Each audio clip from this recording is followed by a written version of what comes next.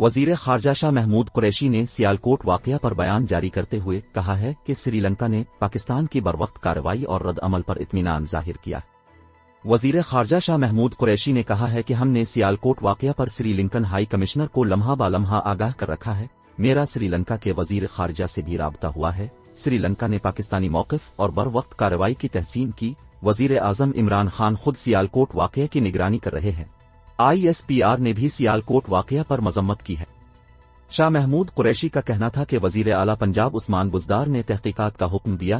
وزیر اعظم عمران خان نے بھی نوٹس لیا ہے۔ ان کا کہنا تھا کہ سیالکوٹ واقعہ باعث ندامت اور افسوسناک ہے۔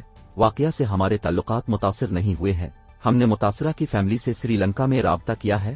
ہماری کوشش ہے کہ جو ان کی فیملی کی خواہشات ہیں اس کے مطابق آگے بڑھیں۔